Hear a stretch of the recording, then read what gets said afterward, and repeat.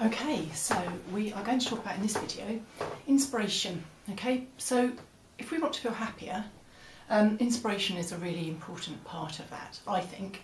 Martin Seligman, who wrote Flourish, amongst other books, he's the kind of main man when it comes to positive psychology. He talked about some of the kind of conditions or prerequisites for happiness being meaning and engagement and flow. So all of those things I think are connected to feeling inspired. So meaning being what is it in our lives that is meaningful, what has value, what is real. Engagement and flow really being when are we so involved in a task or an activity that we don't even notice the time going because we're just completely absorbed in it. Sometimes we experience that at work, if we're lucky, and we can certainly look for more opportunities to feel that at work once we know ourselves a little bit better and know what inspires us and what we're drawn to naturally.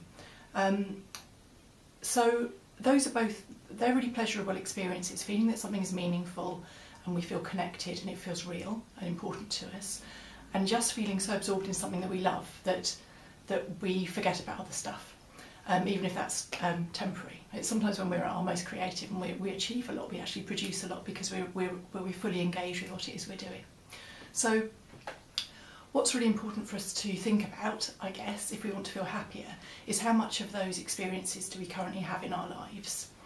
Now that often changes, I think, with more responsibilities as we get older, with a sort of sense of seriousness and that playing isn't okay, and that, you know, creativity is a beautiful feeling for all of us. But, you know, and I'm far from the first person to say it, but it's important to recognise that we sometimes just believe we weren't creative because of our experiences of school or something, because sometimes that could be quite a narrow definition of it.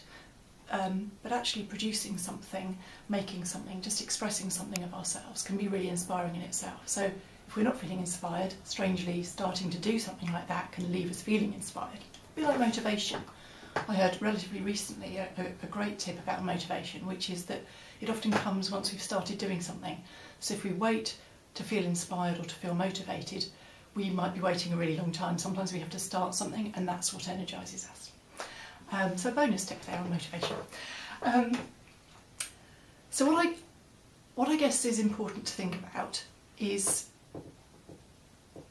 what in your personal life, your social life, your home life and work life leaves you feeling inspired. And sometimes we don't really know what that is until we tune into it. Okay, so this video is kind of short today. I wanted to move on quite quickly, really, to things I think you could do to get in touch a little bit with being inspired, all right? So, the first one is tune into any moments of feeling inspired. So this really is about today. Just notice, even if it's a fleeting moment, when you have that really a real lift in your spirit, something that you feel really connected to, something that someone says that you really admire, or something you've achieved that makes you feel good about yourself. So even if it's a relatively short-lived feeling, notice what inspires you and tune into it. Because you can then maybe recreate more opportunities to experience that, okay? The second one is borrow some inspiration, okay? So this is something I've fallen back on a lot of times myself, and I think a lot of us do. This is when we actually just wake up not feeling terribly inspired, not feeling very connected, kind of wondering where our energy and excitement or zest for life has gone. Sometimes we know why that is, and other times we just wake up in a bit of a strange old mood, don't we? So I guess this is about borrowing it from someone else, okay, because the world is full of people. It has had people in it that are no longer with us. It will have people in it that are not with us yet. And all of them at some point will have felt inspired and will have done something that's impressive. So if we need to borrow it from someone, I think that's all right. So for some people that might be words that they find inspiring, books of quotes or loads of quotes online about the beauty of life, the hope despite things going horribly wrong, people's resilience and ability to bounce back, what keeps someone going in difficult times, what their connection is. And they won't all resonate with you because they're about someone else, but some will. It's why I'm not going to share any of mine, because I think it's a really personal thing about what we connect to and what makes us feel inspired. But have a look, take a bit of time to do that today and see. And you know what, maybe you've already got something in your house that you've chosen that you know really centres you and makes you feel better about stuff, and maybe you just don't look at it or don't sort of see it anymore because it's always been there.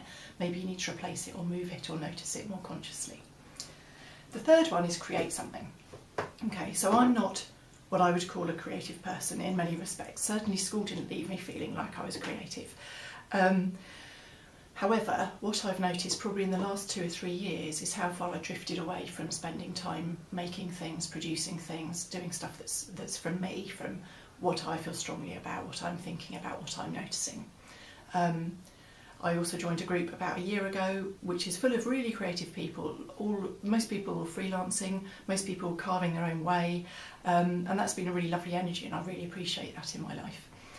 So there might be something like that you feel inspired to join, having watched this, but if not, I would recommend today just do something. Take a photo of something beautiful that you see, write a short poem, challenge yourself to write a short poem every day for a week, just to see what's in your brain, see what comes out, see how creative you can be. Don't have to show it to anyone, it doesn't have to be great, it just needs to be you, it just needs to be what you're thinking about.